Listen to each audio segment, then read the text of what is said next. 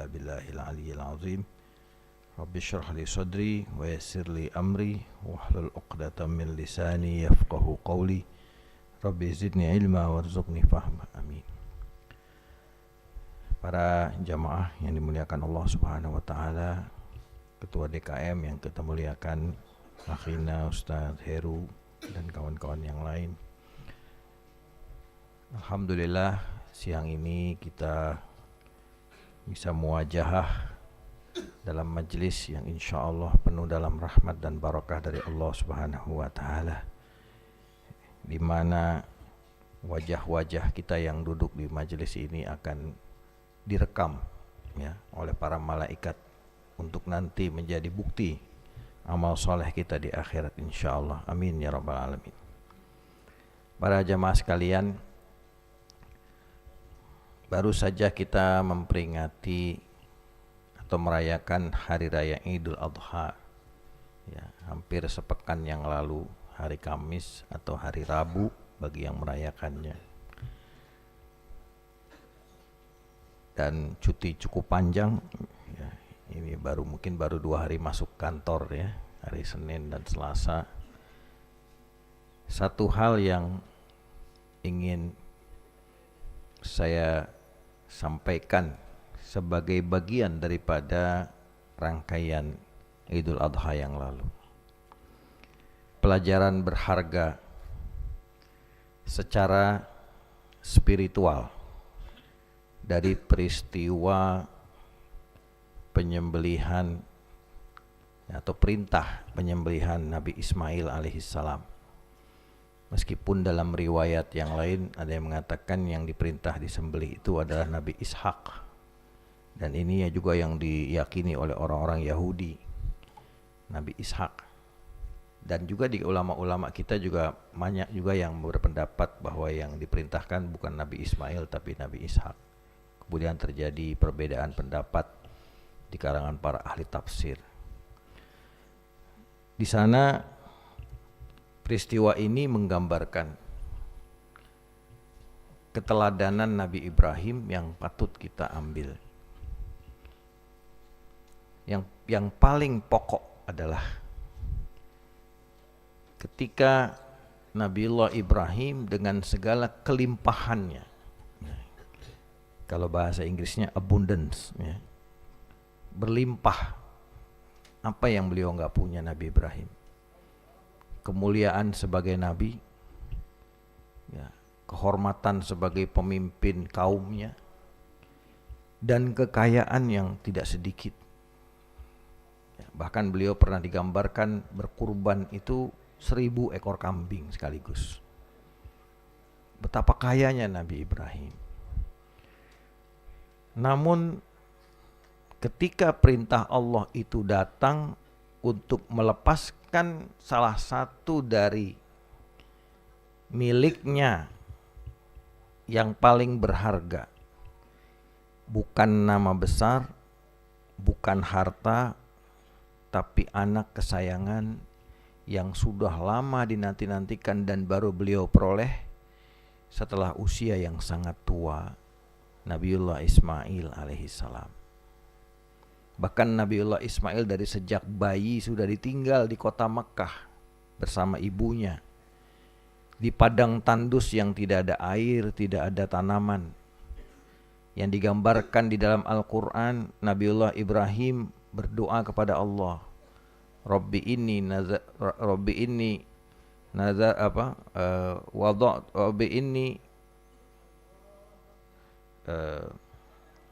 askantu min dzurriyyati biwadin inda zi baitikal muharram.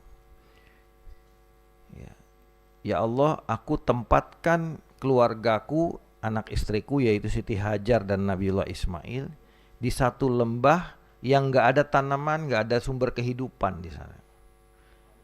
Di sisi Baitillahil Haram yaitu Ka'bah, di mana Ka'bah saat itu hanya berupa batu-batu, belum berupa bangunan. Dan Ka'bah itu sudah ada sebelum Nabi Adam ada di bumi ini.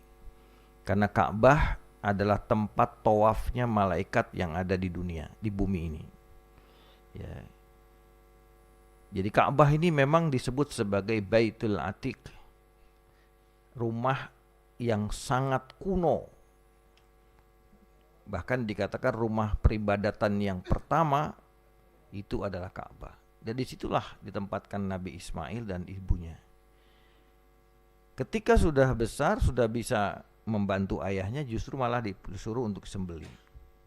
Konon menurut riwayat, Nabiullah Ibrahim pernah kaul, pernah ngomong ketika tadi berkurban 1000 kambing. Beliau pernah mengatakan, jangankan 1000 kambing, kalau untuk Allah, anak saya pun akan saya korbankan. Nah, rupanya omongan ini ditagih oleh Allah Subhanahu wa Ta'ala. Makanya hati-hati Pak kalau ngomong. Hati-hati kalau ditagih, repot urusan. Nah, jadi di situ beliau ditantang, benar nggak omongannya, dan beliau membuktikan benar. Makanya dikatakan qad shaddaqta ru'ya, ya, engkau telah membuktikan mimpi itu, yaitu menyembelih. Apa yang kita ambil pelajaran berharga? Yaitu apa yang disebut dalam kajian tasawuf sebagai ta'alluq kepada dunia. Ta'alluq artinya kemelekatan, keterikatan kita kepada dunia. Dunia itu apa? Dunia itu adalah semua selain Allah, ya, yang diorientasikan bukan untuk Allah dan untuk akhirat. Itu dunia. Ya. Jadi dunia itu bukan cuman kekayaan, dunia itu bukan cuman pangkat, dunia itu bukan cuma popularitas, dunia itu bukan cuman wanita cantik atau lelaki tampan, bukan hanya itu. Dunia itu segala sesuatu yang diorientasikan bukan untuk Allah dan untuk akhirat kita, itu dunia. Hatta ibadah kita itu bisa menjadi dunia. Ya.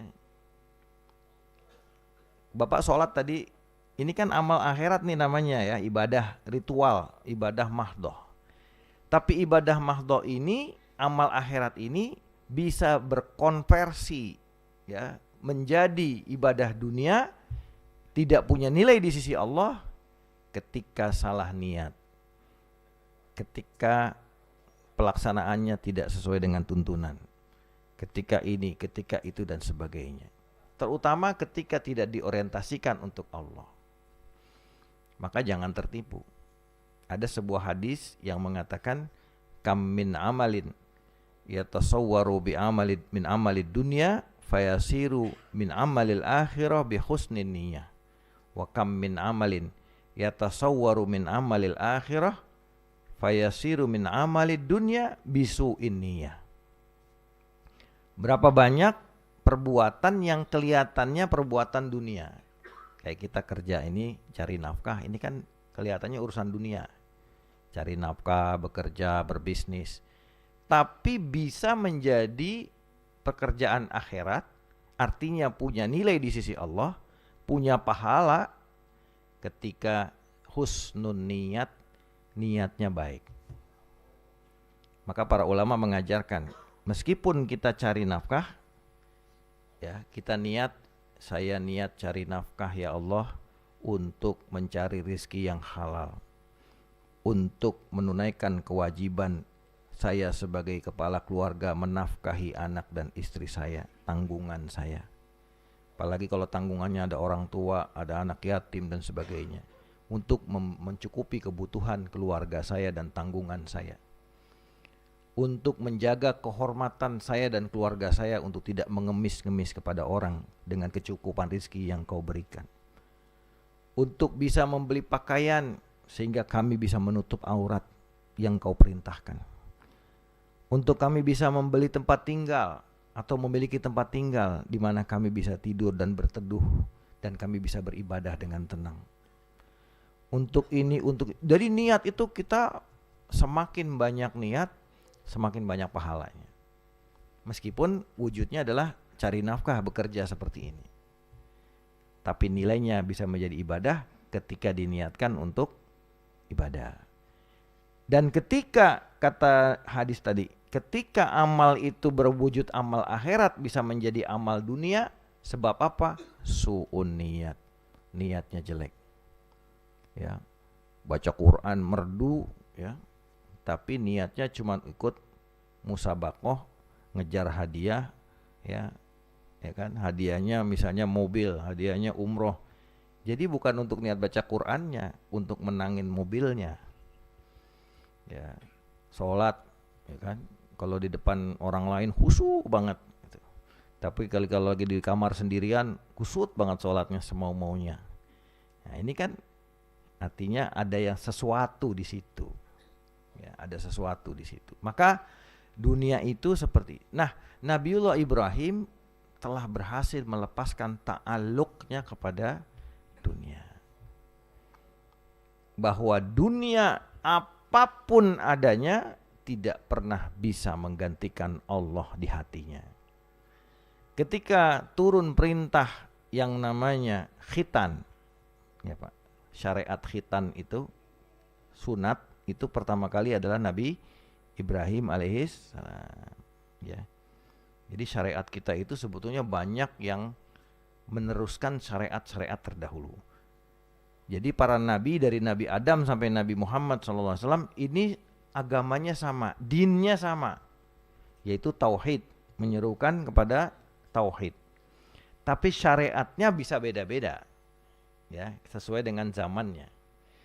Maka ada beberapa syariat di dalam syariat kita yang masih dipertahankan dari syariat yang lalu. Seperti nikah, ya. Bahkan sholat kita itu juga dilakukan oleh para nabi-nabi terdahulu.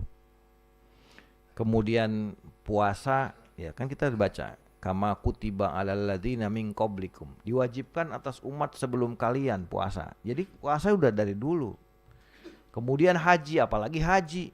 Semua para nabi itu pernah melaksanakan haji.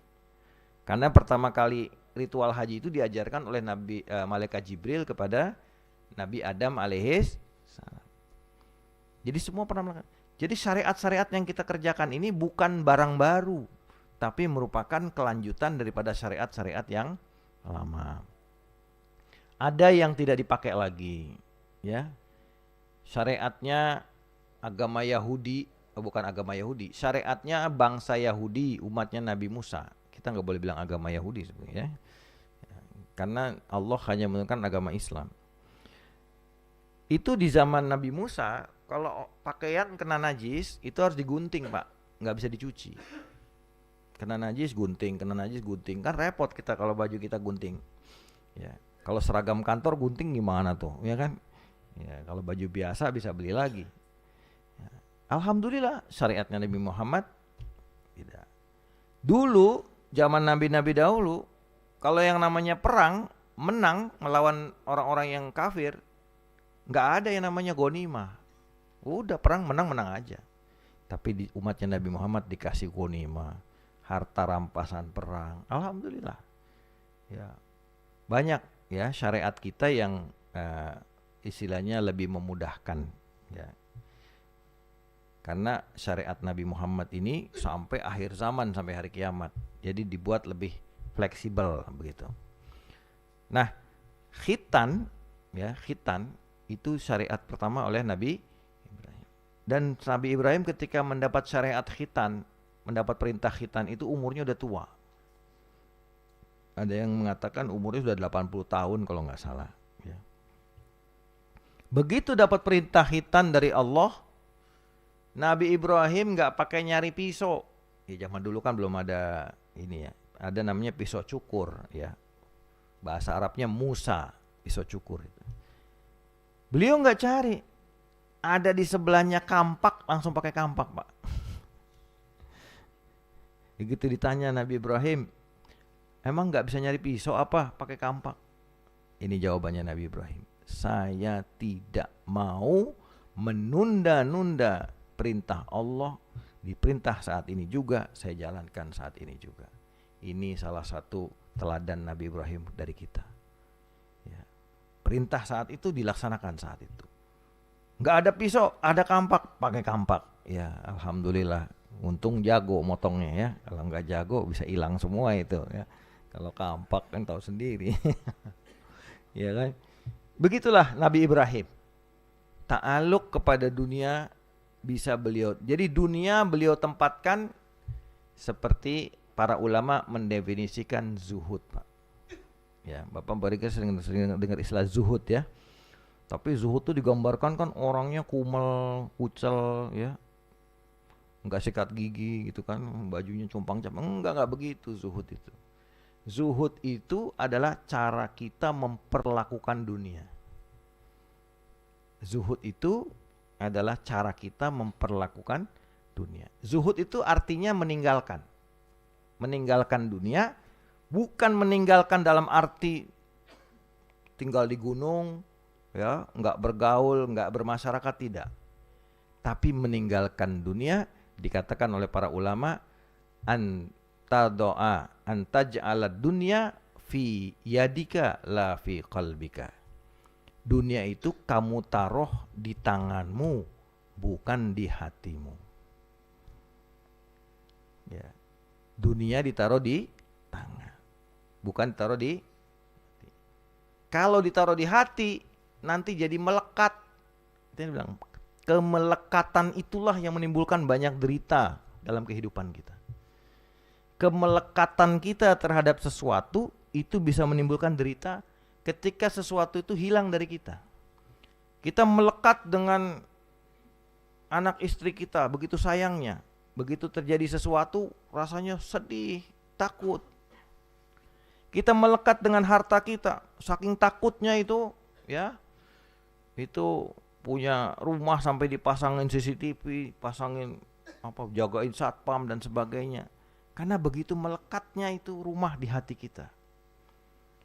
Ya. Jabatan begitu melekat, siapapun yang mau menyentuh jabatan saya habisi, misalnya begitu. Harta begitu.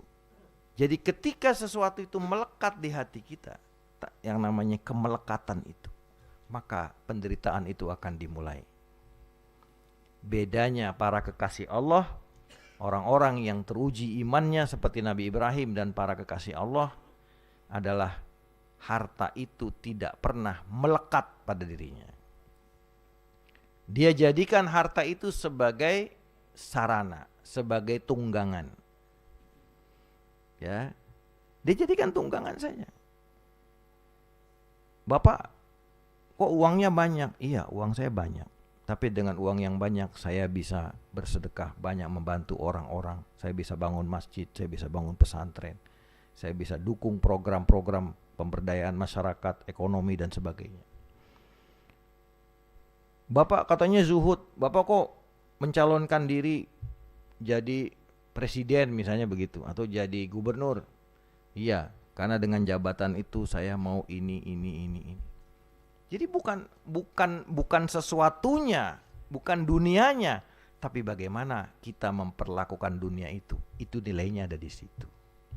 Maka kita lihat dalam sejarah, ya, para nabi, para kekasih Allah, aulia Allah itu bukan orang-orang miskin, banyak orang-orang yang luar biasa. Nabi Daud, Nabi Sulaiman itu raja. Bahkan dalam kisah di agama Yahudi, agama Nasrani itu, Nabi Daud itu disebutnya King David, bukan nabi. Saking mereka dia mau ngeraja. Tapi kita mengakui beliau nabi karena memang ada informasi seperti itu. Tapi dikatakan oleh Rasulullah, ya, sebaik-baik amal pekerjaan adalah pekerjaan Nabi Daud.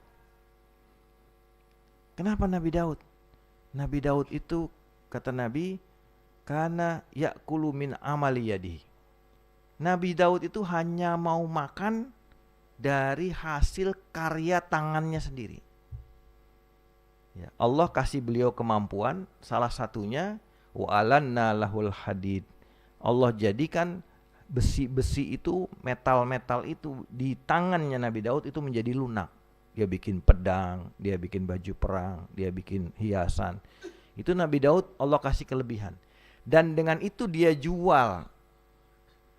Dan hasilnya beliau makan untuk beliau dan keluarganya. Padahal beliau seorang raja yang luar biasa kekuasaannya dan kekayaannya. Konon dikatakan pengawalnya beliau itu ada 3 shift. Satu shift itu ada 4.000 orang yang menjaga istana beliau. Kita bayangkan hebatnya seorang Nabi Daud yang raja ini. Tapi pada saat yang sama, dia tidak mau makan dari kekayaan kerajaannya. Dia hanya mau makan dari hasil karya tangannya sendiri. Maka ini dipuji oleh Rasulullah. Inilah rezeki yang paling bagus. Kenapa? Seorang raja bisanya begitu.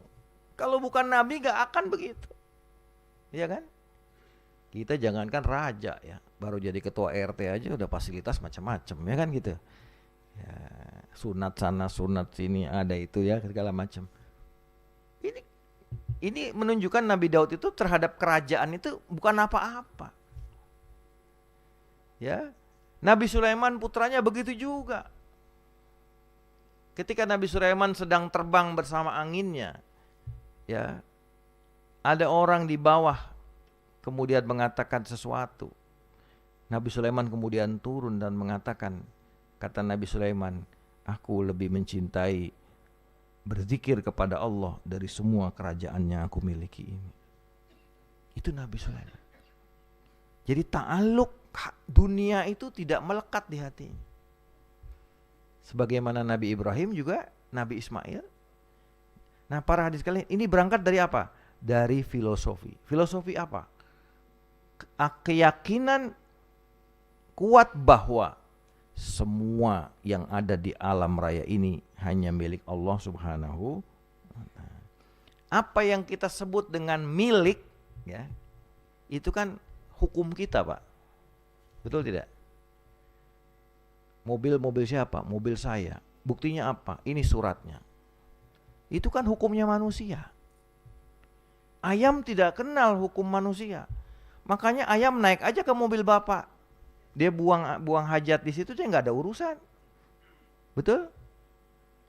Rumah kita dimasukin tikus. Kalau tikus ditanya, kenapa masuk ke rumah saya? Kata tikus, saya nggak kenal hukum kamu. Saya taunya ini tanah Allah semua. Ya, ini kan kayak orang Madura buka lapak akhirnya mah Pak. Begitu diusir oleh Satpol PP, kata dia, ini tanah milik Allah Pak. Bapak nggak boleh ngusir saya, katanya gitu. Jadi logika itu, ya, kepemilikan yang kita bilang milik kita itu sebetulnya bukan milik dalam arti sebenarnya, tapi milik dalam tanda petik. Artinya kepemilikan yang nisbi, kepemilikan yang tidak mutlak.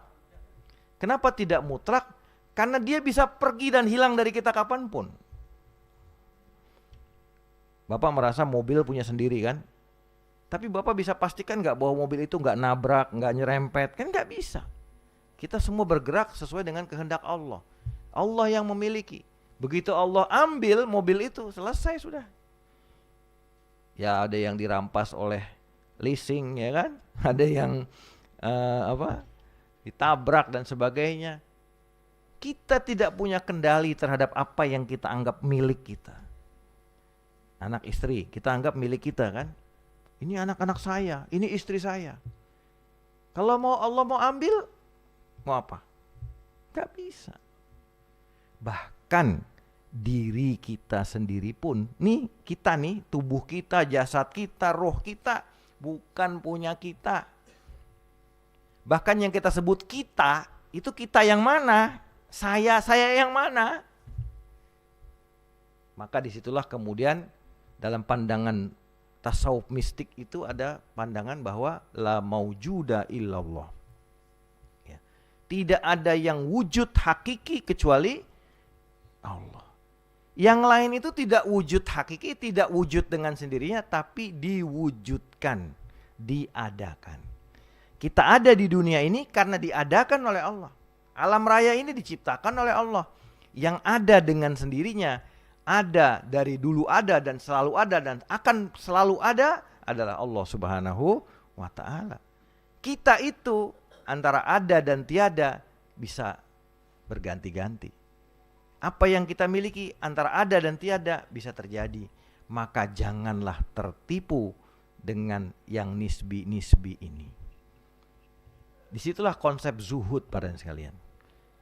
Maka di dalam pembukaan kitab Riyadhus Shalihin ada sebuah syair yang bagus sekali. Ya.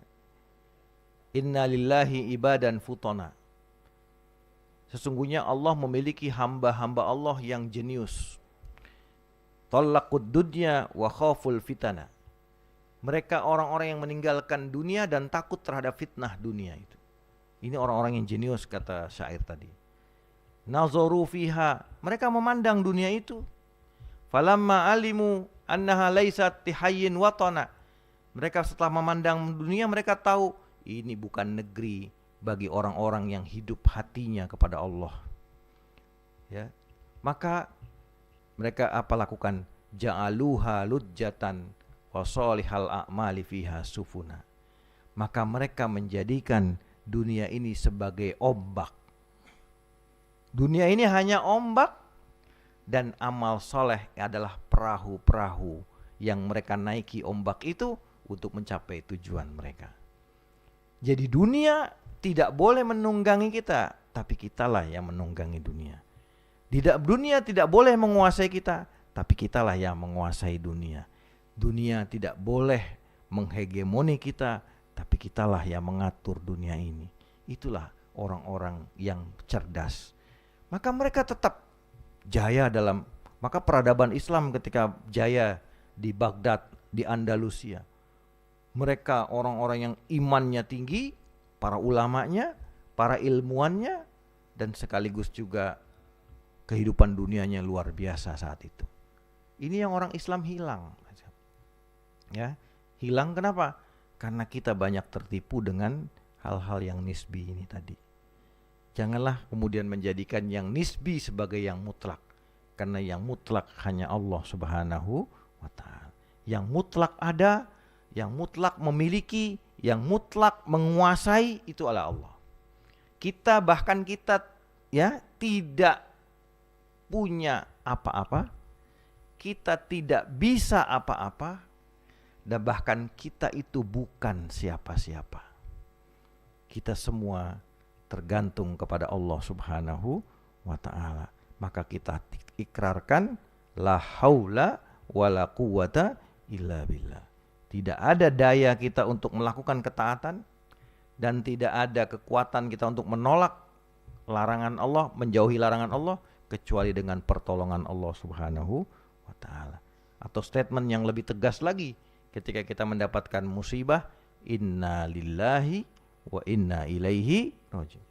Kita itu milik Allah, kita milik Allah. Kita milik Allah, harta kita milik Allah, keluarga kita milik Allah, jabatan kita milik Allah, popularitas kita milik Allah, semua milik Allah. Kita punya apa? Kita nggak punya apa-apa. Terus kita kok ada rumah, kok ada mobil? Kita dititipin oleh Allah. Dititipin harta, dititipin anak istri, dititipin jabatan, nanti titipan itu akan ditagih, akan ditanya, diapain titipan saya? Maka ada yang namanya hisab. Ada yang namanya hisab. Kenapa dihisab? Karena dititipin. Ya kalau Bapak saya titipin uang, ya tolong uang ini dijaga, jangan dipakai. Begitu bulan besok saya tanya, uangnya tinggal 500.000, uangnya tinggal 450.000, yang 50.000 kemana? Kan ditanya. Kita dikasih nggak sama Allah sekarang? Dititipin nggak? Tubuh kita dititipin, akal kita dititipin, ya panca indera dititipin. Kita dititipin segala yang ada yang kita butuhkan. Kita butuh air, Allah kasih air. Kita butuh udara, Allah kasih udara. Kita butuh sinar matahari, Allah kasih sinar matahari. Kita butuh waktu, Allah kasih waktu. Bahkan kita hidup dari gugusan waktu di mana kita lahir sampai gugusan waktu di mana kita akan wafat. Ini adalah gugusan waktu yang kita dipinjamkan oleh Allah. Tahun demi tahun, bulan demi bulan, pekan demi pekan, hari demi hari, jam demi jam, menit demi menit, detik demi detik akan ditanya oleh Allah Subhanahu wa ta'ala. Maka sering saya ingatkan Pak kalau lagi ceramah, jangan suka mikir yang namanya hisab itu nanti, wah, kamu melakukan ini ya, dosa ini ya, maksiat ini ya. Hisab itu bukan cuman itu, Pak. Hisab itu bukan cuman perbuatan. Hisab itu nikmat yang Allah kasih itu akan dihisab. Ketika Imam Ali karramallahu wajhah ditanya, apa itu dunia? Ad-dunya, kata Imam Ali, ya, haramuha azab wa halaluha hisab. Dunia itu yang haramnya jadi azab, jadi siksa, yang halalnya jadi hisab. Ketika Rasulullah satu malam kelaparan, Rasulullah keluar rumah. Kemudian ternyata Sayyidina Abu Bakar juga keluar rumah. Kata Nabi, "Hai Abu Bakar, apa yang membuatmu keluar dari rumah?" "Lapar ya Rasulullah." Enggak lama Sayyidina Umar juga kelihatan. "Kenapa keluar?" "Lapar." Waduh, kompak lapar nih ya, malam enggak ada makanan. Akhirnya, "Ayo kita ke rumah si Fulan." Ya, Fulan ini kebetulan memang terkenal punya banyak kambing ya. Akhirnya dipotongin kambing, makan enak ya. Kambingnya dibakar segala macam. Pokoknya nikmat, kenyang. Apa kata Nabi kepada Sayyidina Abu Bakar, Sayyidina Umar? Kita akan dihisap oleh Allah dengan nikmat ini. Ada hisapnya, Pak. Ada hisapnya. Bapak punya waktu, umur, hidup di dunia berapa? 70 tahun. Dihisap. Kamu 70 tahun ngapain aja? Ya. Kamu 70 tahun udah berbuat apa? Dikasih jabatan bikin apa? Apa yang kamu lakukan dengan jabatan? Punya harta, apa yang kamu lakukan dengan hartamu? Kan begitu. Semua adalah ujian dan semua akan ditanya oleh Allah. Ada hisabnya. Bahkan di dalam surat At-Takasur kita sering baca, "Tsumma latus'alunna yauma idzin anin na'im."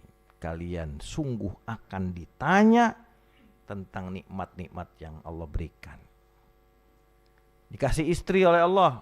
Oke, kamu punya istri. Kamu didik gak istrinya untuk agama? Kamu ajak gak kepada Allah? Apa kamu biarkan istri untuk maksiat? Kamu tidak cemburu, kamu biarkan. Kamu kasih anak, kamu didik gak anakmu kenal Allah? Itu semua akan ditanya. Makanya kalau kita sadar akan yang namanya hisab ini, ngeri. Bahkan para wali-wali Allah pun takut. Kenapa takut? Karena gak ada satu manusia pun kecuali Nabi yang gak punya dosa, yang gak punya salah. Kalaupun tidak salah dalam bentuk maksiat, minum khamar, berzina, itu mungkin tidak jauh lah dari kita, ya kan? Betul tidak? Tapi kalau yang namanya bapak minum aqua, disuguhin satu botol, minum setengah, setengahnya ditinggal, dosa enggak? Air sisa ini ada yang mau minum enggak? Jadi apa? Dibuang kan? Penting kalau dibuangnya kasih tanaman, manfaat. Dibuangnya di mana gitu, bermanfaat. Tapi ini jadi sampah. Hal sepele. Ya kan? Disuguhin makan satu piring, dimakan separoh, separohnya nggak dimakan, ditinggal begitu saja, berantakan, orang nggak mau makan sisanya. Ya, begitu prasmanan ngambilnya sebanyak-banyaknya kan, makannya udah kenyang, ditinggal.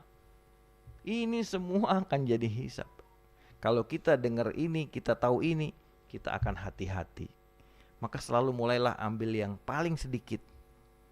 Kita makan prasmanan, ambil setengah atau kurang dari setengah yang kita butuhkan. Nanti kalau kurang balik lagi nambah, insya Allah nggak dilarang sama panitia kan, balik lagi kan Pak ya, ya kan? Gitu. Sedikit. Tapi itu kita pastikan bahwa yang di piring itu habis kita makan. Habis nggak bersisa, ya kecuali tulangnya ya. Kalau tulang janganlah, kasihan kucing kalau tulang dimakan juga ya, gitu. Jadi kita pastikan itu habis. Minum juga begitu. Kalau kita pastikan ini tidak habis, ya saya alhamdulillah udah praktekkan. Minum separoh, nggak habis, saya bawa Pak ke mobil. Karena saya yang menghabiskan. Siapa yang mau minum sisa kita? Sementara ini akan terbuang dan ini akan jadi hisab kita di akhirat. Begitulah para hadirin sekalian, bagaimana muamalah kita dengan dunia, berurusan kita dengan dunia, maka janganlah sampai kita terpleset dalam hal seperti ini. Yang paling pokok tadi adalah kita meyakini bahwa milik sebenarnya adalah milik Allah, pemilik sejati adalah Allah, penguasa sejati adalah Allah. Kita hanya dititipi, kita hanya diberikan kepercayaan sebagian untuk yang akan dipertanggungjawabkan oleh kita kelak, insya Allah. Mudah-mudahan Allah ringankan semua langkah kita, Allah jadikan hidup kita lebih baik, dan Allah bisa perbaiki apa yang mungkin selama ini belum baik, ya, makin baik, makin baik, makin baik, sampai nanti akhir hayat kita betul-betul penuh dengan kebaikan dari Allah Subhanahu wa taala. Amin ya rabbal alamin. Kita tutup sama-sama dengan sama-sama membaca subhanakallahumma wa bihamdika asyhadu an la ilaha illa anta astaghfiruka wa atubu ilaik. Mohon maaf atas segala salah dan khilaf. Hadanallahu wa iyyakum ajmain. Wal afu minkum. Assalamualaikum warahmatullahi wabarakatuh.